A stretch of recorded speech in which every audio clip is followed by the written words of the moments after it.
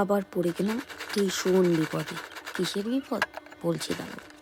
এই কেকটি আমাকে আমার এক বন্ধু অর্ডার করেছিল, কিন্তু কোনো রকম রেফারেন্স আমাকে দেয়নি। শুধু বলেছিল তোর উপর সম্পূর্ণটা ছাড়লাম, আমি জানি তুই সুন্দর ডিজাইন করে দিবি। ব্যাস, এবার তো আমার টেনশন শুরু। যখন কেউ এতটা ভরসা করে আমার কাছে একটা জিনিস অর্ডার করেছে, আমার তো রেসপন্সিবিলিটি 4 গুণ বেড়ে গেল। তো কি করা যায় ভেবে না পেয়ে শেষ পর্যন্ত মনে করলাম একটা নতুন কিছু ট্রাই করা যায়।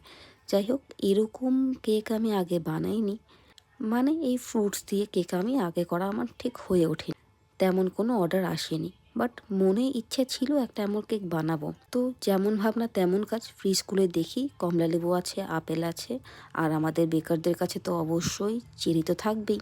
আরও কিছু ফ্রুটস হলে ভালো হতো, বাট সেরকম টাইম ছিল না যে আমি আবার গিয়ে কিনে নিয়ে আসবো, কারণ পরের দিন সকালেই আমাকে কেক ডেলিভারি করতে হতো এবং আমি কেক বানানো স্টার্ট করেইছিলাম রাত্রিবেলা। তো যাই হোক, আমি ফ্রিজ থেকে যেটা ছিল সেটাই অ্যাপেল, কমলালেবু এগুলো কেটে আমি আমার মতন কেক ডেকোরেশন করা শুরু করি।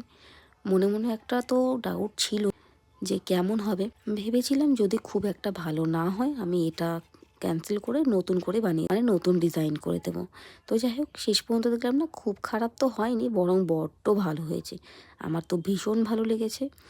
আমাদের যাকে আমি কেক দিয়েছিলাম তাদেরও ভীষণ ভালো লেগেছে। তো তোমরা এখন আমাকে জানাও যে তোমাদের কেমন লাগলো এই একদম ইউনিক একটা design. Thank you for watching.